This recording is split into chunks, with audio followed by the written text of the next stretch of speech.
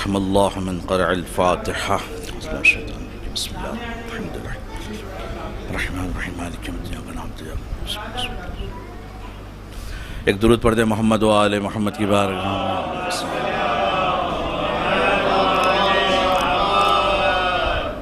اعوذ باللہ السمیع العلیم من الشیطان اللعین الرجیم، بسم اللہ الرحمن الرحیم۔ الحمدللہ الذی لا یبلغ مدحتہ القائلون ولا یحصی نعماہ العادون ولا یودی حقہ المجتہدون، الذی لا یدرک بعد الحمم ولا ینالہ غوث الفتن، الذی لیس لصفتہ حد محدود ولا نعت موجود ولا عجل ممدود، فطر الخلائق بقدرتہ ونشر الریاح برحمتہ، والصلاة والسلام على اشرف انبیاء والمرسلین، خاتم النبیین رحمت للعالمین، ابی القاسم محمد وغالبین علی کل غالب مطلوب علی کل طالب، امام المشارق والمغارب، مولانا و مولا الکونین مصلی علی قبلتین، امیر المؤمنین علی ابن ابی طالب صلی اللہ علیہ وآلہ بیتہ طیبین الطاہرین المعصومین والمظلومین، ولعنۃ اللہ علی اعدائہم اجمعین من الآن الی قیام یوم الدین۔ اما بعد فقد قال اللہ تبارک و تعالی فی محکم کتابہ المجید وفرقانہ الحمید وقولہ الحق، بسم اللہ الرحمن الرحیم، یا ایہا الذین آمنوا کتب علیکم الصیام کما کتب علی الذین من قبلکم لعلکم تتقون۔ صلوات پڑھ۔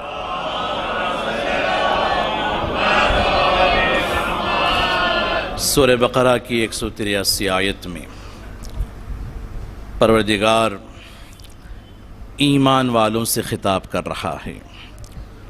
علماء فرماتے ہیں کہ اس آیت کی چاشنی یہی ہے کہ ہم سے خداوند عالم مخاطب ہو رہا ہے، اہل ایمان سے مخاطب ہو رہا ہے۔ یا ایہا الذین آمنوا، اے ایمان لانے والو، یا ایہا الذین آمنوا کتب علیکم الصیام، تم پر روزوں کو فرض کر دیا گیا ہے، کما کتب علی الذین من قبلکم لعلکم تتقون، اور نتیجہ بھی بتا دیا کہ یہ روزے کس لیے فرض کیے گئے ہیں۔ نتیجہ آخری آیت میں بتایا جا رہا ہے، لعلکم تتقون، شاید کہ تم صاحب تقوی بن جاؤ، پرہیزگار بن جاؤ۔ چونکہ خطاب مومنین سے ہے اور ایمان سے ہے، تو روایتوں میں ایمان تین چیزوں کے مجموعے کا نام ہے: اعتقاد بالجنان، اقرار باللسان، عمل بالارکان۔ ایمان تین چیزوں کے مجموعے کا نام ہے، دل کا یقین، زبان سے اقرار، اعضاء و جوارح سے عمل کا نام ایمان ہے۔ اور یہ تینوں چیزیں نماز میں ہمیں دیکھنے کو ملتی ہے۔ جب مصلی نیت کرتا ہے تو وہ دل کے یقین کی ترجمانی ہوتی ہے، جب مصلی ذکر کرتا ہے، حمد و سورہ پڑھتا ہے، تو اقرار باللسان کی ترجمانی ہے، اور رکوع اور سجدہ اعضاء و جوارح کی ترجمانی ہوتی ہے۔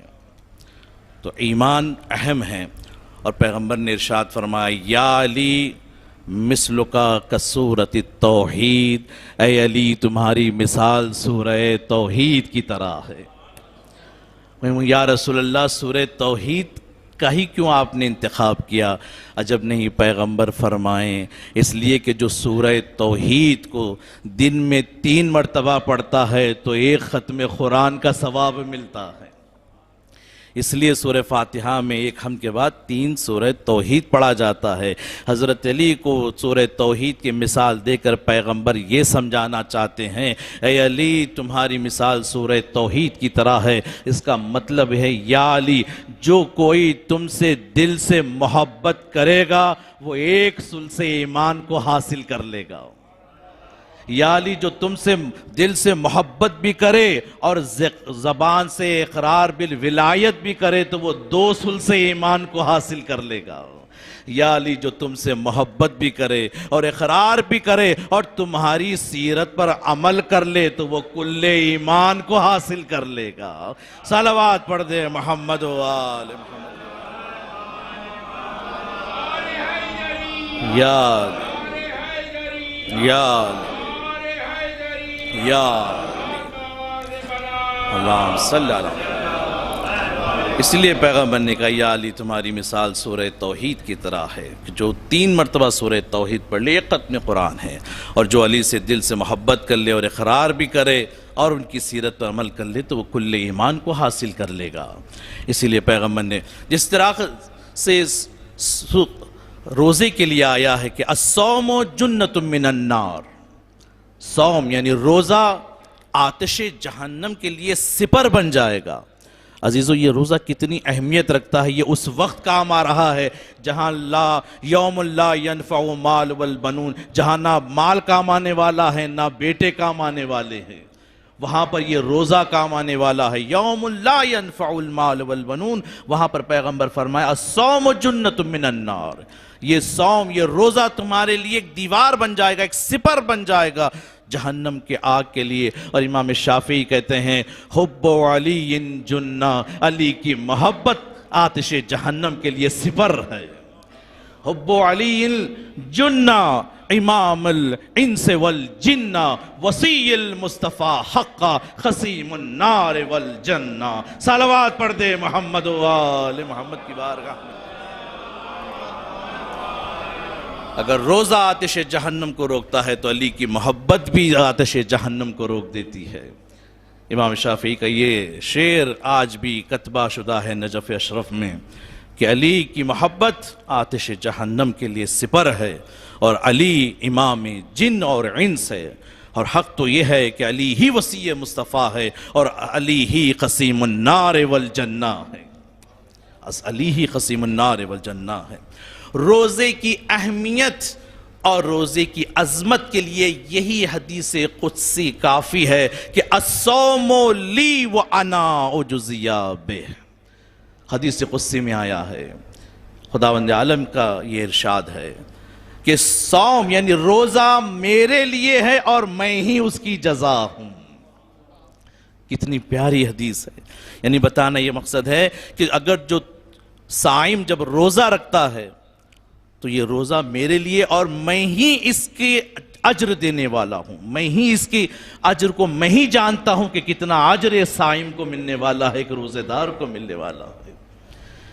عزیزو ماہ سیام رکھا گیا، لیکن ماہ سیام مقدمہ ہے اس شہر قرآن کا، اس قرآن کے نزول کے لیے۔ اصل تو یہ قرآن کا مہینہ ہے، بہار قرآن ہے، قرآن کے نازل ہونے والا مہینہ۔ شہر رمضان الذی انزل فیہ القرآن، شہر رمضان وہ ہے کہ جس میں قرآن کو نازل کیا گیا۔ اس قرآن کے نزول کے لیے ان روزوں کے عظمت کو رکھا گیا، ان روزوں کو رکھا گیا۔ در حقیقت یہ شہر رمضان انزل فیہ القرآن ہے، وہ قرآن کا مہینہ ہے، اور ساری کتابیں جو آسمانی کتابیں اسی مہینے میں نازل ہوئی ہیں۔ اور ایک رات اللہ نے ایسی رکھی ہے جسے لیلۃ القدر کہا جاتا ہے۔ انا انزلناہ فی لیلۃ القدر وما ادراک ما لیلۃ القدر۔ جو انسان اس رات کو احیا کر لے گا، جاگ کر گزارے گا، عبادت میں گزارے گا، گویا وہ 1000 ماہ کی عبادت سے بہتر ہے۔ خیر من الف الشہر، 1000 ماہ سے بہتر ہے۔ گویا ایک منزل ہے جو انسان طے کرے گا، جو اس کو احیا کر کے۔ قرآن کے نزول کا مہینہ ہے، اس ماہ میں پیغمبر نے خطبہ شعبانیہ میں کہہ دیا تھا قد اقبل الیکم شہر اللہ بالبرکت والرحمت والمغفرہ، تمہارے سامنے ایک ایسا مہینہ آنے والا ہے، تم اس استقبال کے لیے، اس مہینے کے لیے جاؤ کہ جو برکتوں والا ہے، رحمت والا ہے، مغفرت والا ہے۔ اس ماہ میں رحمتیں بہت زیادہ نازل ہوتی ہیں۔ انفاسکم تسبیح ونومکم عبادہ، روزے دار کی سانس لینا عبادت ہے روزے دار کا سونا عبادت ہے، اس قدر یہ درمیان میں ہمارا مہینہ ہے۔ خطبہ شعبانیہ کی شرح جو میں روز صبح عبادت خانہ حسینی میں نماز فجر کے بعد مختصر سی شرح اس کی دے رہا ہوں، وہاں میں نے عرض کیا تھا کہ کس قدر بابرکت والا مہینہ ہمارے درمیان میں ہے، ہمیں چاہیے کہ اس سے خوب استفادہ کریں، تلاوت قرآن اس ماہ میں کثرت سے پڑھیں، کیونکہ ایک آیت کی تلاوت کا ثواب ایک ختم قرآن کا ثواب رکھا گیا ہے۔ عام دنوں میں ختم قرآن پڑھنا اور ہے، ماہ رمضان میں ختم قرآن پڑھنا اور ہے۔ سحر میں استفادہ کریں، فقط سحری کھانے کے لیے نہیں رکھی گئی ہے، سحری دعائے ابو حمزہ السمالی پڑھنے کے لیے رکھی گئی ہے، دعائے افتتاح پڑھیں، دعائے سحر پڑھیں، اپنی نماز شب کو یہاں سے یعنی ماہ رمضان گویا ایک سیر سلوک کے لیے ایک بہترین مہینہ ہے، عبادتوں کے لیے بہترین مہینہ، استغفار کے لیے بہترین مہینہ ہے۔ پیغمبر فرماتے ہیں کہ اپنی زبان کو عادت ڈالو استغفار کی، اگر اللہ ارادہ نہیں کرتا تمہیں بخشنے کا تو اللہ استغفار نہیں رکھتا، یہ ذکر نہیں رکھتا خداوند عالم۔ اللہ نے چونکہ ارادہ کیا ہے کہ تمہیں بخشے، اس لیے استغفر اللہ ربی واتوب الیہ اللہ نے رکھا ہے۔ اس ماہ میں اطعام کا ثواب ہے، آج ہی کی دعا ہے نا، 8ویں ماہ مبارک رمضان کی دعا میں آپ نے پڑھا ہوگا، اللہم ارزقنی رحمت الایتام، اے پروردگار مجھے آج کے روز یتیموں پر رحم کرنے کی توفیق عطا فرما۔ یہ آج کے روز کی دعا ہے، کس قدر اہمیت دی گئی ہے۔ ہم اپنی نمازوں کو تو دیکھ رہے ہیں، ہم اپنی نمازوں میں کمی اور پیشی کو تو متوجہ ہو رہے ہیں، لیکن وہ طبقہ جو بالکل ہم سے ٹوٹا ہوا ہے، جو بالکل جس کی طرف کوئی توجہ نہیں کر رہا ہے، ہم ان کی کفالت نہیں کر رہے ہیں، یتیموں پر ہم رحم نہیں کر رہے ہیں، یتیم کی کفالت نہیں ہو رہی ہے۔ سورہ فجر میں خداوند عالم ارشاد فرمایا، جب جنتی جہنمیوں سے پوچھیں گے کہ کون سی ایسی چیز ہے تمہیں جہنم پہنچا دی، تو وہ کہیں گے کلا بل لا تکرمون الیتیم، ہم نے یتیم کی احترام نہیں کیا، ہم یتیم کی کفالت ہم نے نہیں کی۔ کلا بل لا تکرمون الیتیم، یتیم کی نوازش، یتیم کی کفالت کس قدر آ رہا ہے۔ پیغمبر فرماتے ہیں جو یتیم کی کفالت کرتا ہے جنت میں وہ میری طرح اس طرح رہے گا، 2 انگوش کی طرح بتائیں، یعنی ہم سایہ بن کر رہے گا۔ جو ایک یتیم کی پرورش کر لے، ایک یتیم کو اپنی کفالت میں لے لے۔ اللہم ارزقنی رحمت الایتام و طعام العطام، اے پروردگار مجھے اطعام کرنے کی توفیق عطا فرما، مجھے روزہ کھلانے کی توفیق عطا فرما۔ خطبہ شعبانیہ میں پیغمبر نے فرمایا کہ جو اس ماہ میں جو افطار کراتا ہے، گویا اس نے ایک بندے کو آزاد کیا ہے، غلام کو اس نے آزاد کیا۔ کسی نے بڑھ کر پوچھا یا رسول اللہ اگر ہمارے پاس قدرت نہ ہو پیسوں کی، ہم افطار نہ کرا سکے، تو پیغمبر نے کہا ایک کھجور کیوں نہ ہو، آدھا کھجور، ایک گھونٹ پانی سے بھی تو اگر تم افطار کرا لو گے تو جہنم سے بچ جاؤ گے، تمہارے سارے گناہ بخش دیے جائیں گے۔ اللہ اکبر، ایک گھونٹ پانی، آدھا کھجور اگر ہم کسی کو افطار کراتے ہیں تو پیغمبر فرما رہے ہیں یہ تمہارے تمام گزشتہ گناہوں کا یہ کفارہ بن جائے گا، آتش جہنم سے تم نجات پا جاؤ گے۔ کس قدر یہ ہمارے درمیان میں یہ رحمت بن کے یہ مہینہ آیا ہے۔ ضروری ہے کہ ہم اس ماہ کو جو ہے بہترین طریقے سے نماز میں اور روزوں میں بغیر عذر کے روزے کو نہ چھوڑیں عزیزو۔ عذر شرعی ہو جو اللہ نے بتایا ہے، سفر او مرض، تبھی روزے کو چھوڑا جائے۔ یہ وہ مہینہ ہے جو استغفار کا مہینہ ہے، یہ وہ مہینہ ہے کہ جس مہینے میں ہمارے امام کو شہید کیا گیا ہے۔ ماہ سیام، ماہ محرم ہے یا علی۔ ابھی آپ نے ذاکر اول سے سماعت فرمایا، یقیناً اس ماہ میں گریہ و زاری بھی ہے، عزاداری بھی ہے، بھائی اور بہن کی محبت کو ابھی آپ نے ذکر ذاکر اول سے سماعت فرمایا۔ تاریخ میں بہن اور بھائی کی محبت کو دیکھا گیا ہے۔ ایک تو جب امام نے خیبر میں جب عمرو ابن عبدود کو واصل جہنم کیا تھا تو اس کی بہن جب آئی تھیں، ایک مرتبہ اس کی بہن نے جب لاشے کو دیکھا اپنے بھائی کی تو یہی کہا تھا کہ میرے بھائی کو جو قتل کرنے والا یقیناً وہ بہت شجاع ترین انسان ہوگا، اس لیے کہ اس نے میرے بھائی کو قتل تو کیا ہے لیکن لاشے سے کوئی چیز اٹھایا نہیں ہے، مسلح نہیں کیا، کوئی چیز لی نہیں ہے۔ جب پوچھا کہ کس نے میرے بھائی کو قتل کیا، کہا حیدر کرار نے تیرے بھائی کو قتل کیا۔ تو اس نے وہیں پر عہد کیا تھا کہ میں اپنے بھائی پر گریہ نہیں کروں گی۔ مرحب کی بہن نے کہا تھا کہ میں اپنے بھائی پہ گریہ نہیں کروں گی، اس لیے کہ میرے بھائی کو ایسے شخص نے قتل کیا ہے کہ جو عرب کا شجاع ترین انسان ہے۔ یہ ایک موقع تھا۔ دوسرا موقع ہے جہاں ایک بہن نے بھائی کے لاشے کو دیکھا، وہ ہے جناب صفیہ۔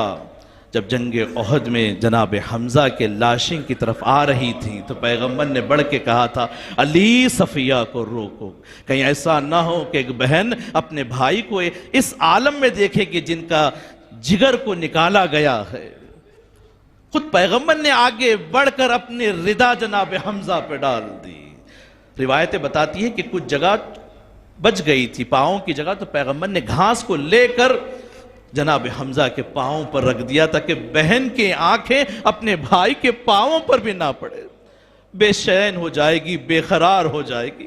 جناب صفیہ نے دیکھ لیا۔ میں نے ایک روایت یہ بھی دیکھی، ایک مرتبہ ہوا آئی اور چادر ہٹی، جناب صفیہ نے دیکھا کہ جناب حمزہ کا جگر چھدا ہوا ہے، ارے جگر نکلا ہوا ہے، غش کھا کر گر گئی۔ یا رسول اللہ، آپ نے ایک بہن کے لیے اتنا اہتمام کیا، اپنی چادر جناب حمزہ پر ڈال دی۔ ذرا کربلا آئیے، جے زینب ہے جو اپنے ماں جائے کو کس حالت میں دیکھ رہی ہے اور آواز دے رہی ہے، ہائے یہ میرا ماں جایا ہے جس کو علی نے پروان چڑھایا، جسے فاطمہ نے چکی پیس کر پالا ہے۔ اے نانا، یہ میرا بھائی ہے جس کو آپ اپنی زبان دہن میں دیا کرتے تھے، یہ میرا بھائی ہے جو آپ گودی میں لے کر مدینے کی گلیوں میں۔ جزاکم ربکم۔ ہاں، ایک بہن نے کیسا منظر دیکھ لیا، بھائی کا لاشا تیروں پر معلق۔ ہاں، بہن کو یاد آ گیا جب بچپنے میں حسین بیت الشرف آئے تھے تو زینب بھائی کے انتظار میں صحن میں سو گئی۔ جب دیکھا کہ حسین سایہ کیے ہوئے ٹھہرے ہوئے ہیں، زینب کی آنکھ کھلی، ایک مرتبہ آنکھوں کو کھول کے کہا بھیا آپ نے مجھے دھوپ سے بچایا، یہ احسان رہے گا۔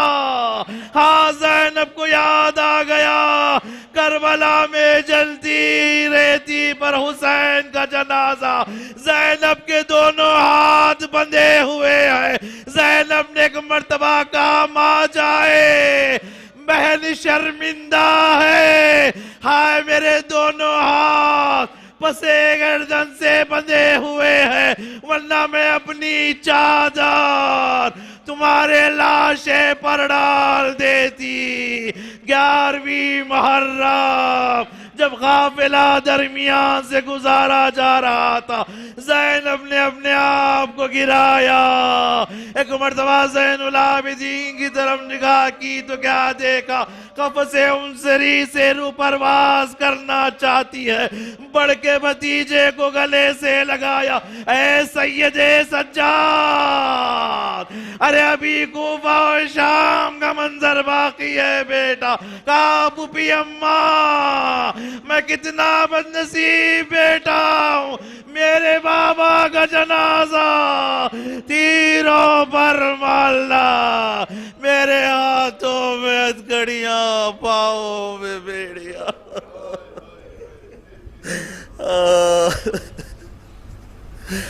الا لعنت اللہ علی القوم الظالمین بس یعلم الذین ظلموا ای منقلبین ینقلبون۔ بار الہ ذکر قلیل کو سماعت کو سامعین سے اپنی بارگاہ میں قبولیت عطا فرما۔ بار الہ حاضرین کے تمام مرحومین کی مغفرت فرما۔ بار الہ اس ذکر کا ثواب اور اس قرآن کی تلاوت کا ثواب مرحوم و مغفور کی روح ارواح کو ایصال فرما۔ بار الہ تجھے واسطہ محمد و آل محمد کا ماہ رحمت و برکت سے ہمیں محروم نہ فرما، ہمیں روزہ رکھنے قرآن کی تلاوت کرنے کی توفیق عطا فرما۔ بار الہ ہمیں اطعام اور یتیم پر نوازی کرنے کی توفیق عطا فرما۔ بار الہ حاضرین میں جو پریشان حال ان کے پریشانیوں کو دور فرما، جو مقروض ہیں ان کی قرضے کی ادائیگی فرما، جو بیمار حال ان کو شفائے کاملہ وعاجلہ عطا فرما، کفر و نفاق، داعش، امریکہ، اسرائیل، آل سعود، آل خلیفہ کو ذلیل و خوار فرما، پرچم اسلام کو سربلندی عطا فرما، جنت البقیع کی تعمیر کے اسباب کو فراہم فرما، تمام مراجع کرام کو اپنے حفظ و امان میں رکھ، تمام شیعان حیدر کرار کی حفاظت فرما، بار الہ جو مشتاق حج و زیارات انہیں بار بار حج و زیارات سے مشرف فرما، بار الہ ہمیں کوئی غم نہ دے سوائے مظلوم شہید غریب کربلا کے، ہمارا خاتمہ امام کے ظہور پہ فرما، ہم کو حضرت کے اعوان و انصار میں شمار فرما۔ آپ حضرات سے درخواست 1 مرتبہ سورہ حمد و 3 مرتبہ سورہ اخلاص کی تلاوت فرما کر سید جعفر حسین عابدی مرحوم ابن سید زین العابدین صاحب مرحوم اور جملہ تمام مومنان جو مرحوم ہو چکے ان کی روح ارواح کو اصال فرما دیں۔ بسم اللہ الرحمن الرحیم، الحمدللہ رب العالمین، الرحمن الرحیم، مالک یوم الدین، ایاک نعبد و ایاک نستعین، اہدنا الصراط المستقیم، صراط الذین انعمت علیہم۔